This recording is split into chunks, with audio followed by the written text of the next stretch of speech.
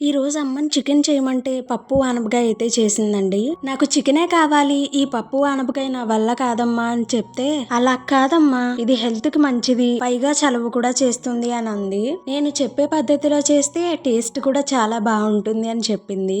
ఇంకా లేట్ ఎందుకు, ప్రాసెస్ చూసేద్దాం రండి. ముందుగా పెసరపప్పును అయితే వేయించుకోవాలండి. అది వేయించుకున్నాక కుక్కర్ లో వేసేసుకుని దాంట్లో పసుపు, పచ్చిమిర్చి, ఆనపకాయ ముక్కలు వేసుకుని లాస్ట్ గా టమాటాలను కూడా వేసుకుని మూత పెట్టేసుకుని మెత్తగా ఉడికించుకోవాలి. అది ఉడికాక మెత్తగా పప్పు గుత్తితో కలిపేసుకుని పక్కనైతే పెట్టేసుకోవాలి. ఇప్పుడు వేరొక పక్కన అయితే తాలింపులు వేసుకోవాలండి. తాలింపులన్నీ కూడా చక్కగా వేయించుకున్న తర్వాత అందులోనే కొత్తిమీరను కూడా వేసుకుని వేయించుకోవాలి. అలాగే స్పూన్ కారం కూడా వేసుకోవాలి. కారం పచ్చివాసన పోయేంత వరకు వేయించుకుని తర్వాత కర్రీలో అయితే వేసేసుకోవాలి. ఇలా తాలింపులన్నీ వేసుకున్నాక ఒకసారి బాగా అయితే మిక్స్ చేసుకోవాలి. ఇలా మిక్స్ చేసేసుకున్న తర్వాత ఇందులో నేను సాల్ట్ ను కూడా యాడ్ చేసుకుంటున్నాను. సాల్ట్ అంతా కూడా కలిసే విధంగా అయితే కలిపేసుకుంటే అంతేనండి, ఎంతో ఈజీగా పప్పు ఆనపకాయ అయితే రెడీ అయిపోయింది. మీరు సబ్స్క్రైబ్ చేసుకోండి, కొత్త వీడియోతో మళ్ళీ వస్తా.